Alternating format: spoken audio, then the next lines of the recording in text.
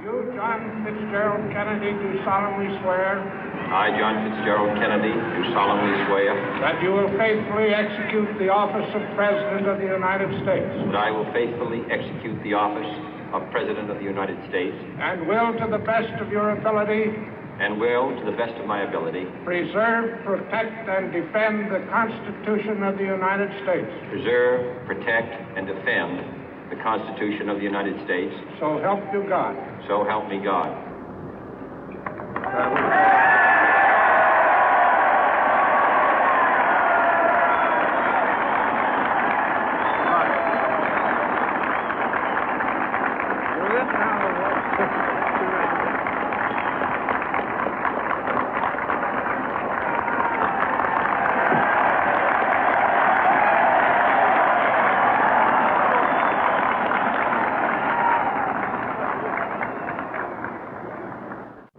Vice President Johnson, Mr. Speaker, Mr. Chief Justice, President Eisenhower, Vice President Nixon, President Truman, Reverend clergy, fellow citizens.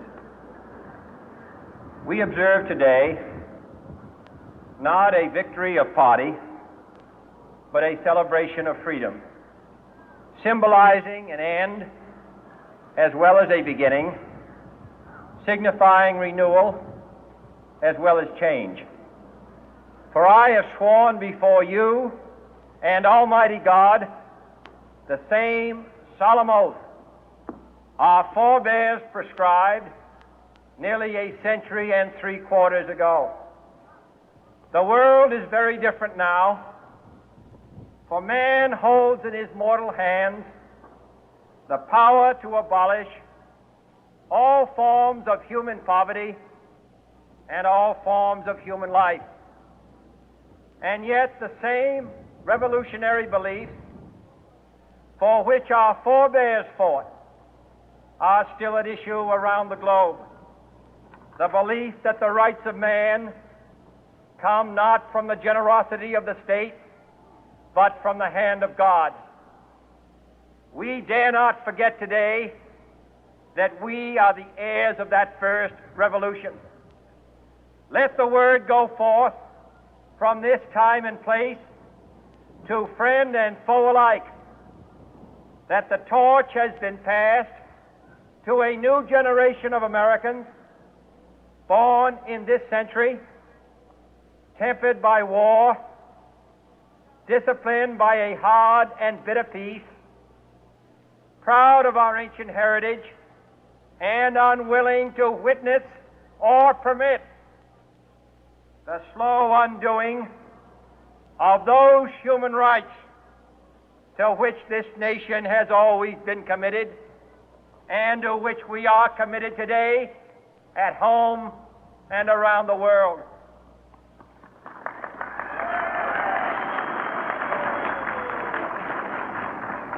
Let every nation know, whether it wishes us well or ill, that we shall pay any price, bear any burden, meet any hardship, support any friend, oppose any foe to assure the survival and the success of liberty.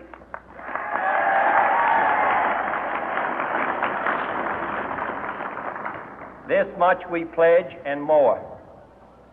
To those old allies whose cultural and spiritual origins we share, we pledge the loyalty of faithful friends. United, there is little we cannot do in a host of cooperative ventures. Divided, there is little we can do, for we dare not meet a powerful challenge at odds and split asunder. To those new states whom we welcome to the ranks of the free, we pledge our word that one form of colonial control shall not have passed away, merely to be replaced by a far more iron tyranny. We shall not always expect to find them supporting our view, but we shall always hope to find them strongly supporting their own freedom, and to remember that in the past, those who foolishly sought power by riding the back of the tiger ended up inside.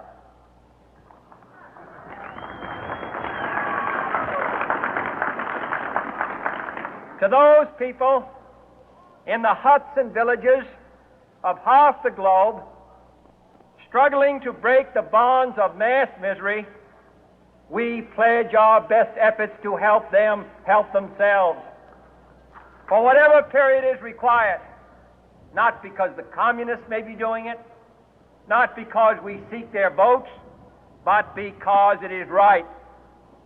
If a free society cannot help the many who are poor, it cannot save the few who are rich.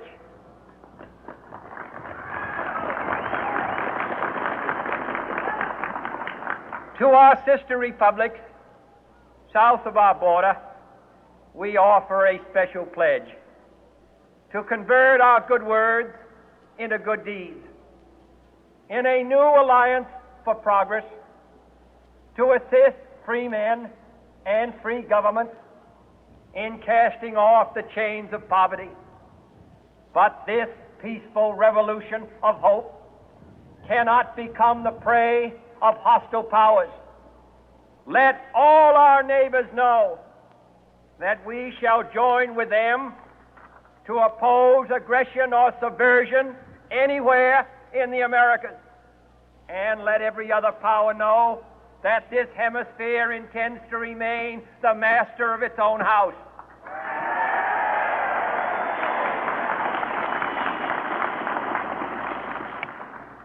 To that World Assembly of Sovereign States, the United Nations, our last best hope, in an age where the instruments of war have far outpaced the instruments of peace, we renew our pledge of support to prevent it from becoming merely a forum for invective, to strengthen its shield of the new and the weak, and to enlarge the area in which its writ may run.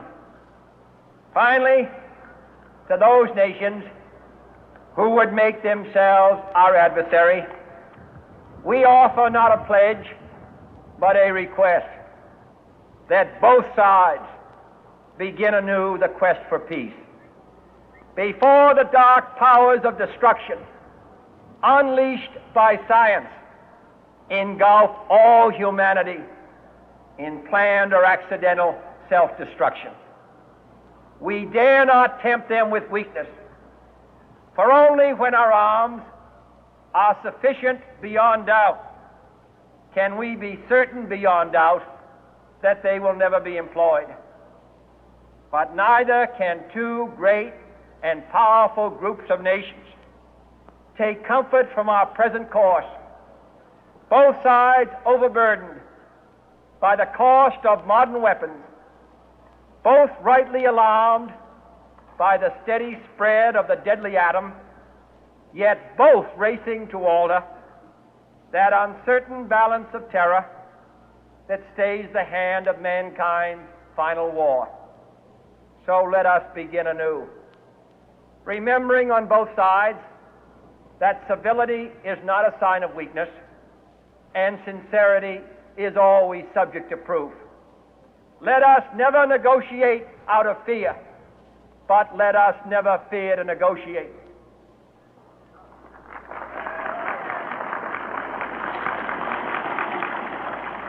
Let both sides explore what problems unite us, instead of belaboring those problems which divide us. Let both sides, for the first time, formulate serious and precise proposals for the inspection and control of arms, and bring the absolute power to destroy other nations under the absolute control of all nations.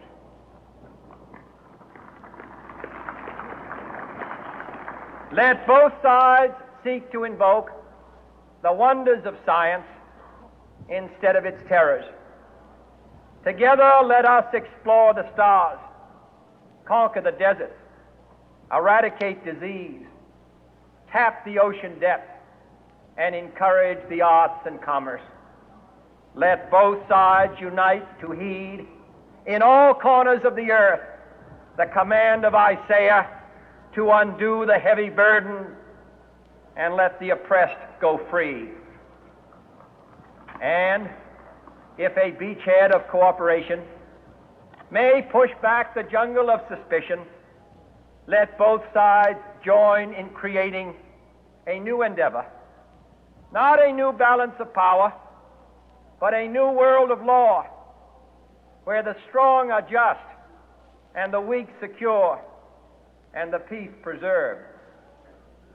All this will not be finished in the first 100 days, nor will it be finished in the first 1,000 days, nor in the life of this administration, nor even perhaps in our lifetime on this planet.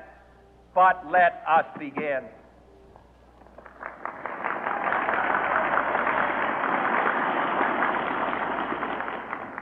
In your hands, my fellow citizens, more than mine, will rest the final success or failure of our course.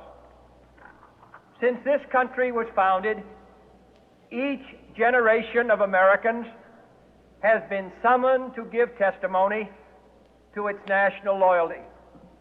The graves of young Americans who answered the call to service surround the globe. Now the trumpet summons us again, not as a call to bear arms, though arms we need, not as a call to battle, though in battle we are, but a call to bear the burden of a long twilight struggle